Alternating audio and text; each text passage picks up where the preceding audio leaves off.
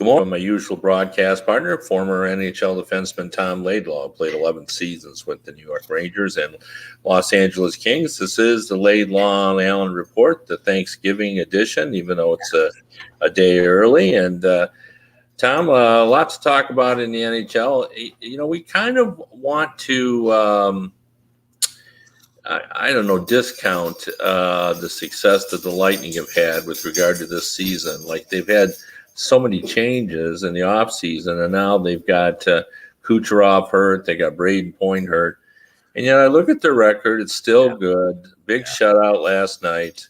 You know, they're rolling along. I mean, I don't see them as the favorite to get for a third consecutive championship, but they're certainly in the running.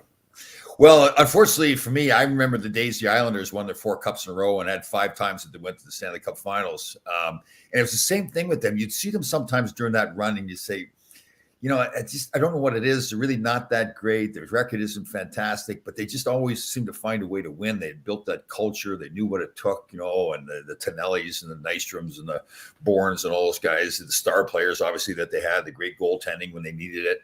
And I think it's the same thing with Tampa there, where they've just built that culture and they know how to win. They've got the character there, good coaching. It is funny. You watch sometimes, you go, okay, they're not that great, but they won 2 Stanley Cups. You've talked about it so many times with the Pittsburgh Penguins as well. And maybe they're deteriorating a little bit more now, but they built that culture there and always find a way to win no matter who was hurt. So very true. Yeah. You know, there's so many. I wrote a column yesterday about all the,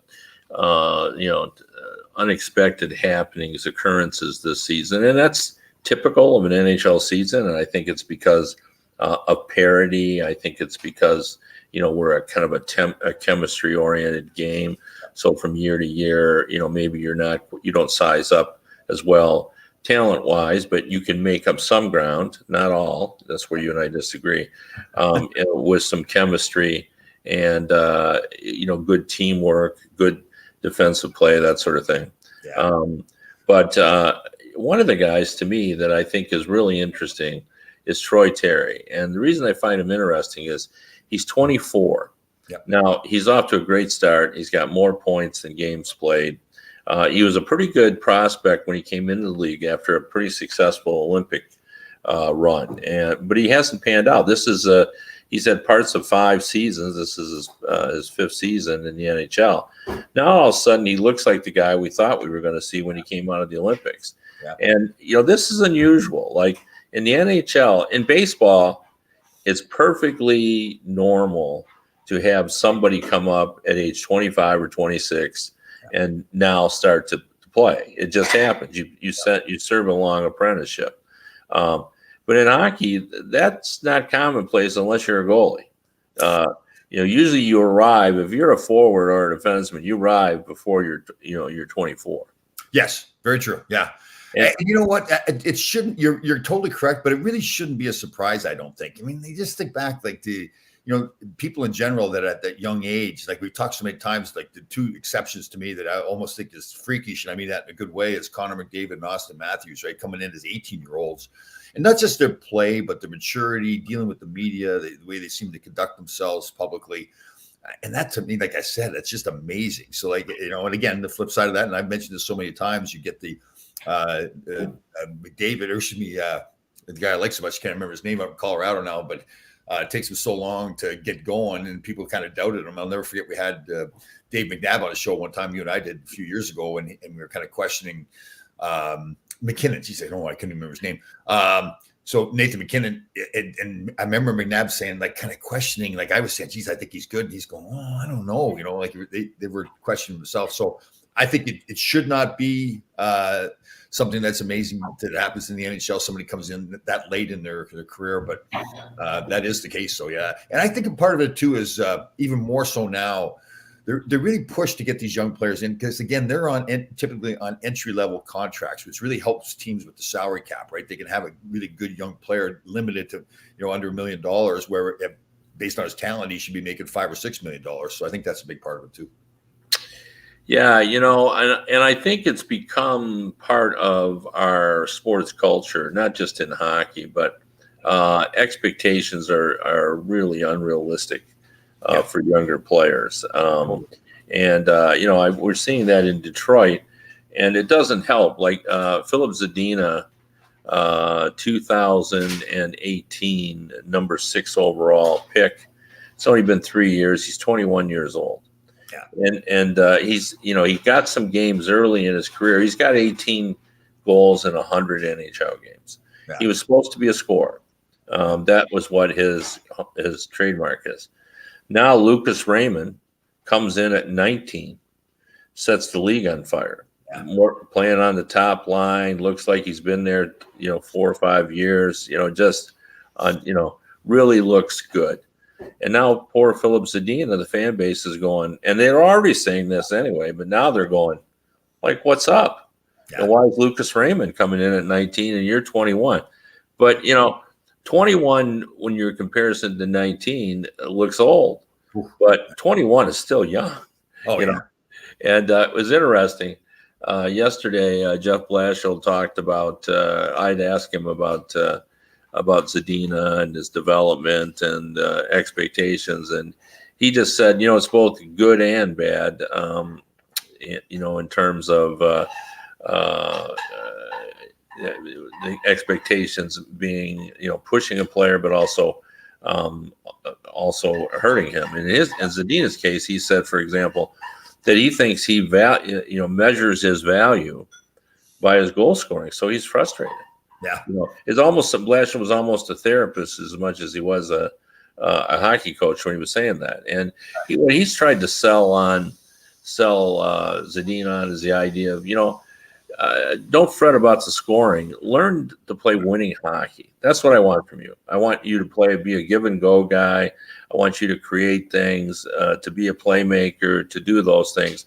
And what he didn't say, but I know he was thinking, and you know how this works too, is he's thinking if Zadina concentrates on something else, the goals are going to come. Yeah, totally. And as with most players, you're going to have spells during your career where you're not scoring goals. Like a good season is a 25 or 30 goal season, which means that you're not scoring every game. You're not scoring more than you are scoring in games. And if that's the case, then you have to be able to do something else to help the hockey team win. So it's a great lesson for now. You're right. So he'll relax a little bit about the goal scoring, and eventually he will start scoring. But then he's also that good rounded player.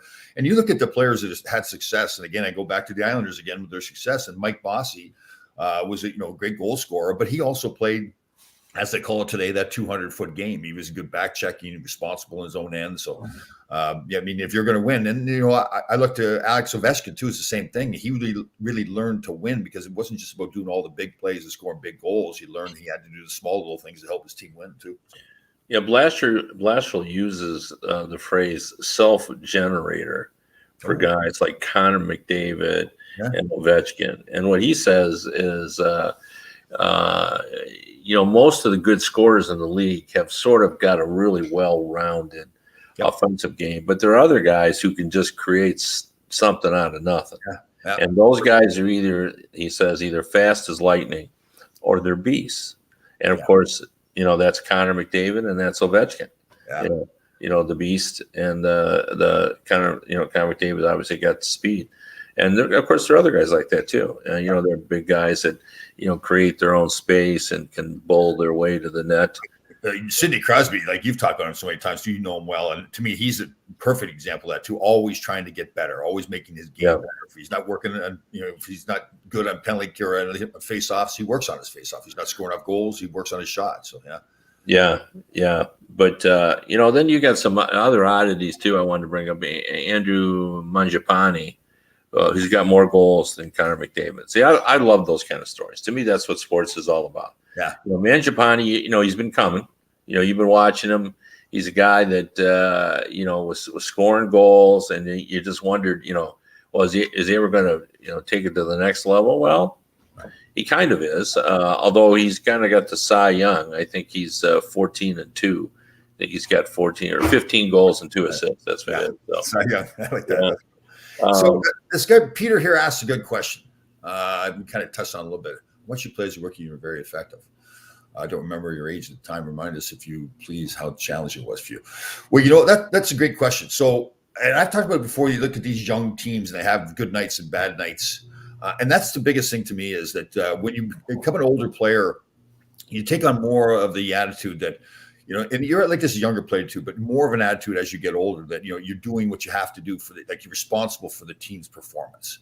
If the team's not playing well, then it's your responsibility as a team player to do more. When you're a young player getting started, it's more, you don't feel as much of that. And I don't feel the team that looks at you as much of that either. It's more like, okay, let's have a good game and continue to have good games, because your tendency to have that. The tendency is to, if you play well, then maybe the next night you don't play as well because you don't pay attention to detail like you did in that game where you played. Or if you have a bad game, does it get to you too much? And now those bad games now come together and you have more bad games in a row.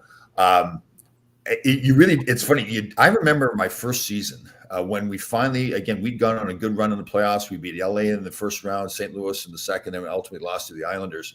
I'll never forget the feeling. I didn't realize how much pressure I was under when we finally lost. Waking up the next morning, it was amazing, like how the weight was off you. Just, because your whole life you're dreaming of getting to the NHL. At first you're just excited and thrilled that you're in the NHL. Now you're playing more. You're given more responsibility. But again, everything is new.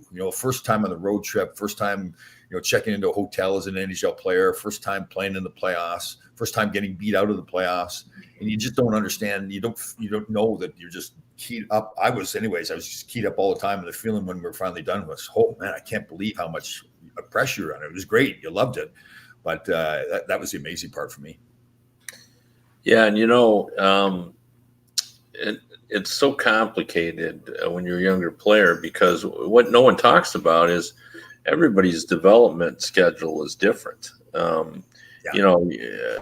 Some guys, it's like, how do you explain that Lucas Raymond looks very comfortable at 19, but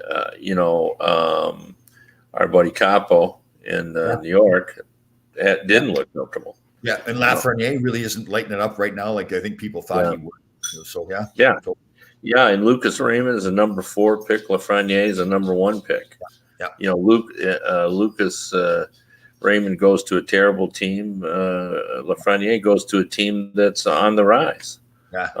It is true. Yes, I remember even myself. Like I was confident I could play in the NHL, but you really don't know for sure until you get there. And then like I said, I remember times in training camp even like thinking, geez, am I going to make the team or not? Then you make the team and it is an amazing feeling, and you don't know which players are going to adjust to it better than others. There's less of making the team now than there used to be. Steve Yzerman said this year with regard to Lucas Raymond that I think even though the Red Wings said Seider had to earn his spot, and I'm sure that's true to some extent, but he was kind of penciled in. They thought he was ready. Lucas Raymond, I think they didn't think he was ready. Yeah. And, he said they said he would have to earn his spot, and he did. But I think the most of the roster spots are settled when everybody shows up at training camp.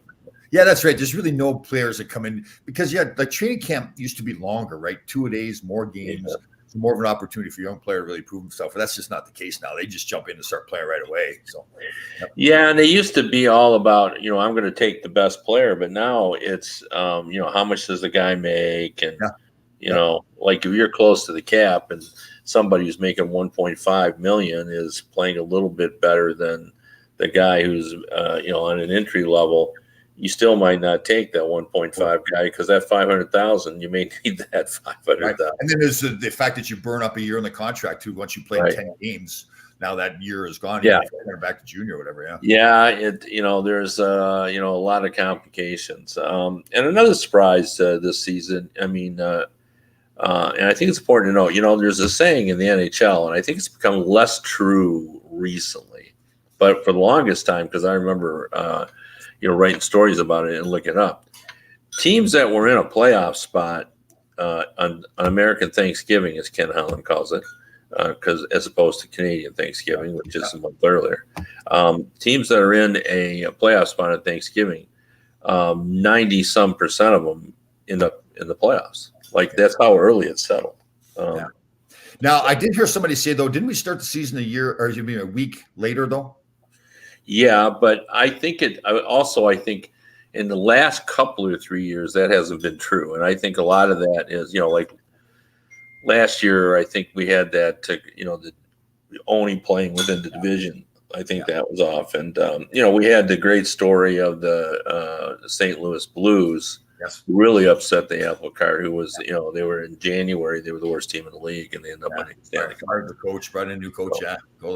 So there are things, but I think it is true that the vast majority, it's still true, the vast majority of teams that are in a playoff spot will still be there when they get there. Especially in these tight divisions. Like, I think it's harder. People keep saying, "Well, we're going to get 5 out of the Metro." I don't think you will, because these teams are going to beat each other up, and their records won't be as good. In the Atlantic Division, there's the Habs, the Florida Panthers, the Tampa Bay Lightning, the Toronto Maple Leafs, and the Boston Bruins. Yep. And then there are the have-nots. And those teams at the top are beating those have-nots more often than not. Their records are going to be a little bit better. So I don't see us getting 5 out of the Metro. Maybe. I hear you. And the only thing that could upset the apple cart there is, I get ready to make apple pie today too, by the way, is that you see the Islanders, for instance, like the last 6 players or 7 players are out now with COVID. So their record is reflective of that. Now, if they get those players back, now, obviously they're going to be a better team. Does that mean that they can make up those points? But Susan Brooks brings up an interesting question. I've talked about this before too. So I guess I can't remember. I read the story today. Lou Lamoriello actually was quoted as saying that he'd been in contact with the league, I think with Gary Bettman, talking about are they going to cancel tonight's game? So the Rangers are playing the Islanders in their new building. Big game. I mean, the Islanders have lost a lot of games, haven't been able to score goals. I mean, I'm guessing Lou Lamoriello has got to be saying to the league, Lou isn't a guy to make excuses and whine or complain, but I think he's saying to the league, guys, you canceled Ottawa's games. What is the threshold now? Ottawa had 10 players and a coach out with COVID. Is there a certain number of players that have to be, out of the lineup before you cancel games? And there seems to be, there was no decision. There's nothing coming out that they have canceled. Well, that is one of the issues. I think it would be silly to establish a player threshold. Yes. Just because everything's different per team to team, and it also doesn't reflect. You just because you're in protocol doesn't mean you've tested positive. You maybe have just been in direct contact. So you'd have to have more facts. So I think you got to look at it on a case by case basis. But to me, if the GM calls and says, "Look, we're at such a disadvantage. Here's my situation," I think you've got to err on the side of caution with that. But I guess there's the fan part of it too, then, right? So this is a big Islander Ranger game night before Thanksgiving. You would think the building would be packed in the brand new building. The fans have paid money to go watch and play. They want to see this game. There's a lot of factors, right? The TV part of it. Yeah, it is. But I think you got to look at the medical issue first. And whether you're at the beginning and the tail end. Like, if you're just starting and you've suddenly had 7 guys test positive for COVID, you can pretty much count on that the next day you'll have 2 more. Yeah. So do you want those 2 guys? Because even though they're not positive yet, they're going to have played against that team. So it's just complicated. There's no right answer. But I think if the Islanders feel they're at a disadvantage, and you can certainly document that they have X amount of COVID cases, as long as it's not 1 or 2. But once you're up there climbing north of 5 or 6, I think you got to at least consider it. So. And it is slippery slope too, right? Because now if teams had a bad stretch going on, and they've got some COVID cases, some positive cases, and they keep calling the league. So now it's happened to Ottawa. Lou Lamoriello, because people are going to say they want a competitive edge, right? If Lou Lamoriello calls up the league, then the next GM is going to say, "Well, Lou did it, so why can't I do it?" Like that kind of mentality, And I wouldn't blame them. If teams positive tests are hurting their results, and I mean, those are just another layer of complication that you're having to deal with, is the competitive nature of these. And guys, what is the expression that you like so much? If you ain't cheating, you aren't trying. You're trying, yeah. Yes. And Lou has, I say to myself that Lou hasn't really complained, but there's been cases in the past where Lou was always trying to squeeze out an edge, right? Wasn't it like way back when he was in New Jersey, somebody had signed one of his players, and he fought it for a year or whatever, ended up getting another draft pick out of it, ended up being a good player. So and I don't blame it all for this. Lou's not going to quit. He's going to continue on, see whatever. Yeah. But there's a principle attached with Lou. Like if Lou believes he's been wronged, yes, he will push it to the nth degree. But I don't think he's the type of guy that pushes trivial matters. That's right. He's not looking to get a fake edge, so to speak. No, right? I mean, these are things that he believes that, this is the rules and what are you doing? When he tries, those kinds of things. So, yeah, I mean, I guess my gut would say they should cancel it, but I need to have really more information.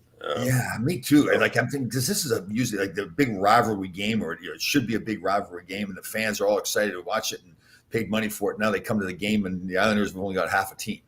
I mean, it's just like they have to call up some of the kids players, right? It's just so messy, and I give the league credit for what they originally tried to do with this. I thought they were. They didn't panic over COVID. Now, they did have the advantage of having watched baseball. And what baseball kind of showed is if you just stay on top of it, once you get the COVID cases and isolate them, you can still continue to play on. Now, that doesn't mean you're not going to have bigger issues, because those did happen too. But, I don't think you need to, shut everything down as soon as the first sign of COVID. I know. And I know we touched on this, but remember when we first started the pandemic, and you and I had this conversation too, where Bill Daly actually came out with a quote saying that just because we have some positive cases doesn't mean we're going to cancel games. And for me, I was shocked when he said that. I was like, really? Yeah.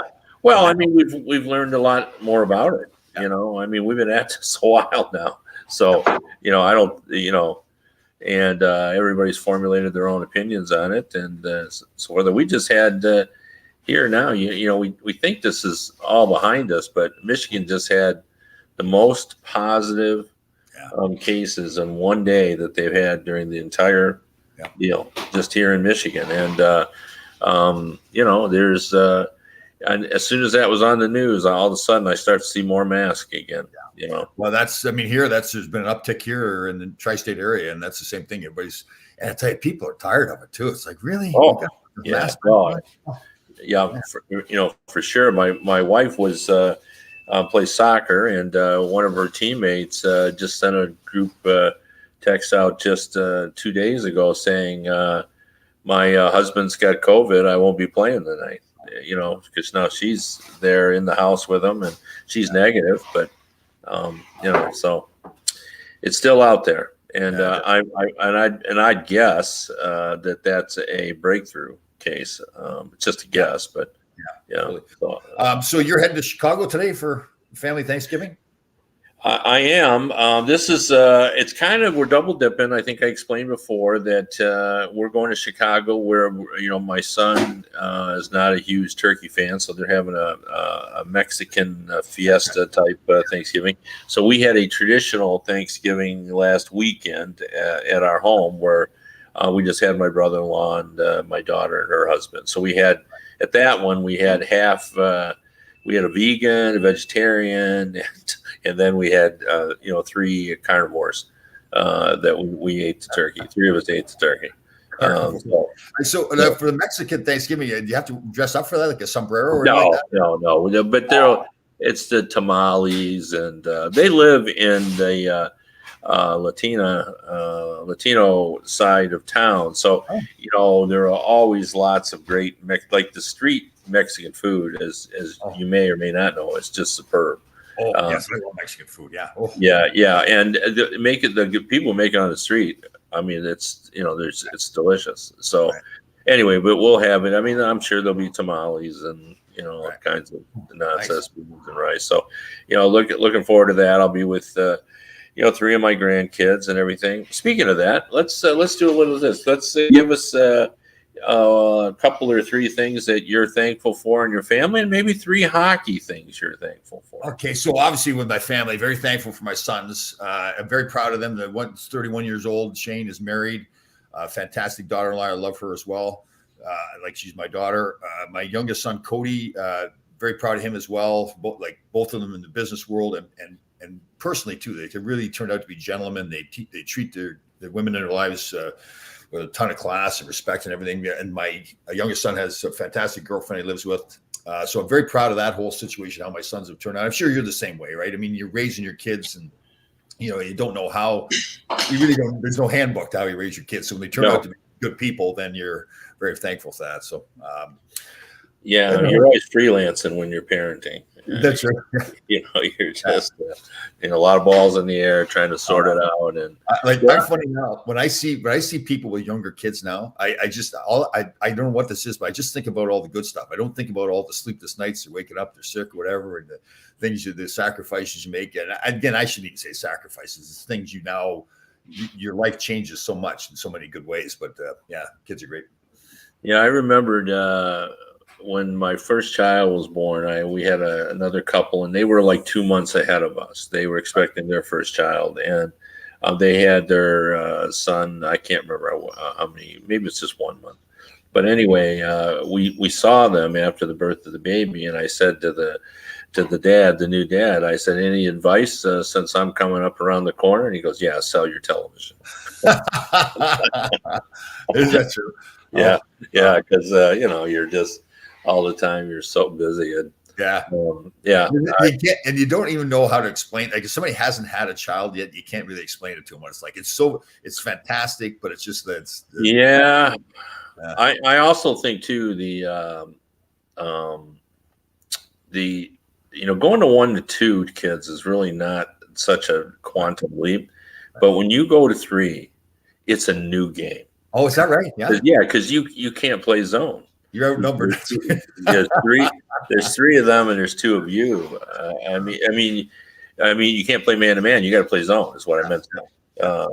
Because there's lots going on, and they're all 3. And my wife always said when our kids were. There are a lot of people. Her dad was really even-handed. He would never do anything for one kid that he couldn't do for all others. And her philosophy is you never treat all your kids the same. You treat them all differently because they're all different human beings. Yeah. So, sure. Like what she would do for some, she wouldn't do for others because it just depends on what their needs were and what she thought was fair at the time, what was, maybe some people would say, well, that's complicated for the kids, but didn't seem to affect my kids. They had it all sorted out. They got it. They understood. So that is true, right? I mean, different personalities. Some people might kicking the rear end, other ones more of a pat in the back. And I mean, you got to kind of size up the situation and sort it out. It's it's like everything else. It's complicated. It's not black and white parenting. It's there's a lot of gray there. How are you with your grandkids? I would assume then that you're like the huggy. They come running up to you and you're hugging them and everything. You got that? I mean, it's complicated with grandkids too because they go through periods. Like the ones that I'm live by, who I see all the time, I'm in better shape with than the ones where I don't see. Because every time I see my kids in Chicago, even though I might see them 3 or 4 times a year. I don't see them sometimes for 3 or 4 months. So it's probably that warm up period for a while, right? You've got to start over. You're just, and they've gotten older. Like it's 3 months when you're 5 years old is So and they're all different personalities, and some where you can talk to. The subject matter matters, like what you decide to talk to them about, because if they're not interested in, I remember one of my friends said he wanted to bond on playing the harmonica, and but the kid didn't want to play the harmonica, so it doesn't work. And if your kid doesn't want to, get involved in sports, and you got to find a tradition that you both like, not the one you want. Them to do, that's it. So I'm assuming. I'll let you talk. Then, what are you thankful for then? Well, for sure, my family, and particularly my daughter Kelsey, who survived yet another relapse, and now seems to be back in remission again. So we've been at this a long time. I shouldn't say we; she's been at it, but we've been there to support her. But it's it's been 14 years now. So is that what it is? Wow. Yeah. Wow. No. 13. Yeah, no, 13 years. I 13 years. remember the first time when she was down in South America, someplace when it first happened. Yeah, she was. She was in Ecuador. She was studying abroad down there, and then she was diagnosed with aplastic anemia. She had to be airlifted, Well, and that's they been would only, 14 years now. yeah, she had to be. She had just no hemoglobin and platelets, and so she was at Michigan State University. They ended up airlifting her back, but they would only take her because she was considered so critical. They would only fly her to Miami. That was it, and then we had to figure out from there. So she was hospitalized down there for a while, and then she started chemo on her 21st birthday. I will never forget that as long as I live. Usually, kids are doing other things on their 21st birthday. So she's been at it a long time, and just lives her life. She's married now, and she's one of my daughter-in-laws was just down to see her, and I saw my daughter-in-law, and I said, give me a report. She goes, it looks great, because I talked to her, but sometimes, we've learned enough. We can look at her and know how she's feeling. We've been through this for a while. So I'm sure she doesn't want to scare you either, right? So she's probably careful. Yeah. It's, and those kind of things, it's difficult. Sometimes, in the beginning stages, I read everything I could about the disease, and I might have had too much information. And so, you kind of learn to back off, and then she relapses, and then you kind of relearn a little bit because you want to know about the latest advances. The one thing I will say is I've learned a lot of how quickly the medical field advances. Like since we've started this, there are all kinds of, like my daughter's on a new drug now that actually helps create hemoglobin, red blood cells, and platelets, which didn't exist when she started all this. I mean, this disease probably 25, 30 years ago was almost 100% fatal. So they have come so far on this. So really thankful for that. My family, in fact, I've got, 5 grandkids, and, I get to see them pretty regularly. Really thankful that, I have the opportunity to do and see them. And finally that, I'm still doing what I always loved to do. Here I am, and I'm beyond the retirement age, and I'm still working. I'm still writing. People are still reading me. I still love what I do. I, probably don't like some of the logistics of it that I, tolerated before, but so those are things that I'm happy for. And in hockey, I'm thankful that like this year that Ovechkin, I've really sort of rediscovered Ovechkin. I've really fascinated by how well he's playing, and his buddy Backstrom's not there, and that's what sports are all about. I mean, Backstrom and he, it's Trottier and Bossy. If Trottier was gone, you knew Bossy would still be good, but you'd say, boy, he's not going to be the same. He's not going to be the same. There won't be Trottier there to get him the puck. Yeah. Well, in this case, Kuznetsov, who had a bad year last year in Washington, steps in. Yeah. Ovechkin looks even better than he did last year. So, who knows? That's interesting for me too. Obviously, my family that we talked about, but I find myself now, I'm helping coach this girls' high school hockey team. And I find myself much better at being a coach. Like this whole True Grit life journey for me has really taught me more about, I think you're like when you grow up as a hockey player, you're so into like being like everybody else, like talk the same way as all the other, you've been around the players, all dressed the same way, talk the same way. And I've realized now, like I've broken away from that more. I know it's strange to say it, 63 years old, but I'm more willing to just let myself go and just not worry about, people think I'm a manly man or not, that kind of stuff. I find myself with the girls much more communicating with them better, helping them more. And it's been amazing this last probably 4 or 5 years for me, like getting, I think, to be a better person all around than I've ever been. So I'm very thankful for that. Yeah. Yeah. And I'm sure you've had to adjust just how you talk to the women as well. Yes. And I tell you, and I don't mean to say anything bad about the men that I've coached or the young boys that I've coached in the past.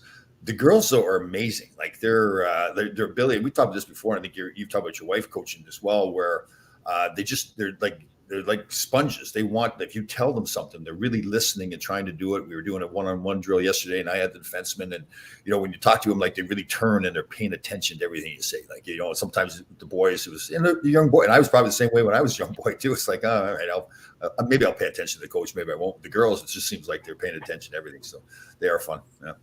Yeah, for sure. I wanted to ask you about the Seattle Kraken as well. Are we going to get to the point where the Seattle Kraken, Arizona started to win now. Are the Kraken going to end up being the traditional expansion team and be one of the 2 worst teams in the league? Well, I know, and I agree with you totally. George McPhee, who put the team together in Vegas, like, really kind of fleeced a lot of other general managers, really got a lot from it. And obviously those other general managers learned a lot. So I guess, yes, it was the same rules that Ron Francis had with the Kraken to put his team together. But yes, the GMs were more aware to not let what happened with Vegas happen again. I just don't like the team. I don't know. Maybe I haven't gone through the whole list of what else he could have gotten in the expansion draft. I'm not a fan of what he did with the coaching staff there. There's other options available for him.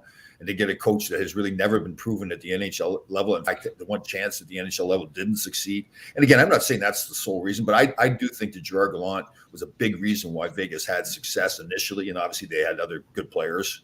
I think they are. I just don't see what's going to change for the Seattle Kraken. That's what I think. Right. What did you think of the Gallant situation? I didn't see it, but I saw some people talking about it on Twitter about did he get into it with somebody at the end of a game for? Yeah, it was at Strome. Somebody was mouthing. Somebody was yapping at the referee. I can't remember who. Right. It was. Yeah, he really read the riot act. Yeah, it's like they just won the game. It was Mika Zibanejad, I think it was. It was the Zibanejad. Yeah, and they won the game late in the game, and I think he just said, "Listen, we just won. Drop it." I like his attitude because, again, they're going to see that referee somewhere down the road, and referees are human beings like anybody else, and they're going to say, like they're going to and I think that's what Gallant was saying to him. Listen, we have to deal with these referees all the time. Don't create an enemy. We just won a hockey game. What are you even doing? Like, calm down.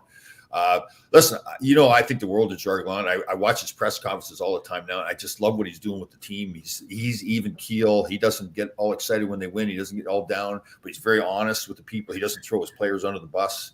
I think he did there, though. He did. The discussion on Twitter was the fact that he did that publicly and that privately. That it was caught on television. Everybody watched him. And somebody told me recently, well, first of all, Gallant has done a terrific job. I mean, we expected this team to be better, but I think they've been even a little better than I thought they were going to be. And he's been squeezing these, the players as well, but obviously they're squeezing some wins out that maybe they shouldn't get. Now, some of it is great goaltending, especially what they're getting from their Shesterkin, but like, he's won them some games that they probably shouldn't have won. I remember one early in the year in Toronto when they got badly outshot and he stole the game for them. But they also are getting better. Like I talked about the Islanders in the past, just finding ways to win.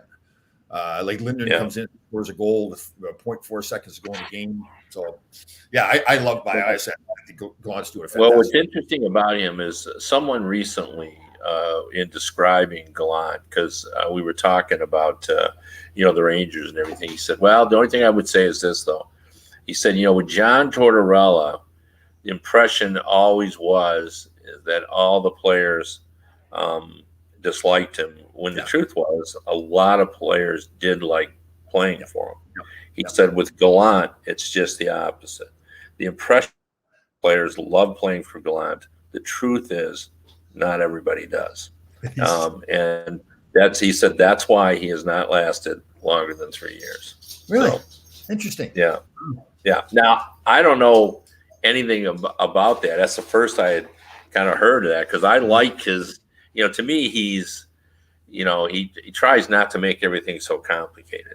I've told the story before about the power play where he said, I'm on the ice with it every day in practice. It looks fine to me. I think we'll eventually score. And they did, just because they hadn't scored in a bunch of games. And, he said, I know what the analytics say. And, yeah, I just like his kind of style about that. But, I'm just trying to think if I'm a player in the locker room, if I would like him. I guess we don't see everything. No, we don't. I mean, he's hard on players. I mean, we know that behind the scenes, he is. So, so look what he did in Vegas. And maybe it's, like he squeezed a lot out of a team that people thought, I certainly didn't think was even going to make the playoffs. And he takes them to the finals, right? So, maybe, well, he's gotten into his third year and then ended up gone. Yeah. So, and everywhere he's been. So, that's interesting. But you know what? Isn't that true about most coaches? Like, what is the career expectancy? It can't be more than 4 years. Yeah, I know. Well, you look at Al Arbor with the Islanders, Scotty. Yeah, those guys are rare. You know what I mean? Like Herb Brooks was in his 4th year and he got fired. And we had a lot of success early on with Herb too. So yeah. They say it's almost like a cliche that it's just easier to fire a coach, but it is. When things aren't going well and you want to make a change, and there's always a really big cleansing breath when someone loses their job, and like 3 years, you should look at that as, and now coaches even accept that. They'll say to you, I'll get fired eventually. But I remember Robbie Ftorek, and I played with Robbie, and then he ended up coaching me out in LA. And I remember having a conversation one time, like he was stubborn. He had his way of doing things, and Wayne came along, Wayne Gretzky, and it was a different, like Wayne Gretzky was treated differently by coaches than he should have been. And Robbie wasn't going to change the way he coached it. I remember him saying to me, Tom, I'm going to get fired anyway someday. Every coach does. So I'm going to do what I need to do. And get fired. Well, and doesn't eventually, like nobody is 100% popular with their athletes. Totally. Yeah. Yeah. It's impossible because you're changing the minutes played of guys, and like I loved Herb, and Herb treated me great, played me all the time. But there's other guys that are really good players didn't like Herb. Yeah, no, that's right. So that's why it's not really a big deal whether or not players liked John Tortorella or Gallant or. Yeah, I think if you get into coaching and expecting everybody to like you, then you're not going to be a good coach. You should get into coaching, right? I think even at the youth level, it's like that. And it may be more like with parents sometimes, because your job there is to try to get the most out of the players and as well. So. Well, yeah, and it'll be interesting. We'll talk in about Game 9. I'll talk to you about your parents, how they're behaving, because it'll start tomorrow. You may, as an assistant, you might have to deal with it, but there's going to be somebody's going to get cut. Cuts are tonight. Cuts are announced tonight. So there'll be some. And tomorrow there'll be an unhappy parent or two. So I was, when we, about 2 Sundays ago, I was down in Madison Square Garden. They had a bunch of young kids on the ice and the parents were all in the stands. It was before a game. And so I was out there with them. So I took my phone and I went by the parents, scanning, they're all waving and smiling the whole bit. And I wanted to post a video, but I realized after I couldn't because I was narrating as I was going. And so, there's all the parents. They're happy now. Nobody's been cut. Nobody's sitting on the bench. They're all happy. And I was being funny, but I realized I can't even post that now. But no. Anyway, we've gone on a little long, but it's the holiday edition. We can do that, and we hope everyone has just an unbelievably great Thanksgiving. And for sure, will we get video of your cooking the pies? Yes, I'll do that. Yes, I did. I cheated a little bit. I'm going to my son and daughter-in-law's place for Thanksgiving dinner. That's rare. I usually cook all the time. So I made a little bit of a turkey dinner yesterday, pre-turkey turkey. And then I'm going to make the pies and make some more homemade hummus to take over to our festivities tomorrow. So yes, we'll have a video. Sounds great. All right. So Kevin, everybody can watch you again on hockeybuzz.com or read your stuff on HockeyBuzz. Yeah, hockeybuzz.com, DetroitHockeyNow.com. And again, you want to listen to this radio version again, you can go to radio.co at 365 Sports. Everybody have a great Thanksgiving. We'll see you next week.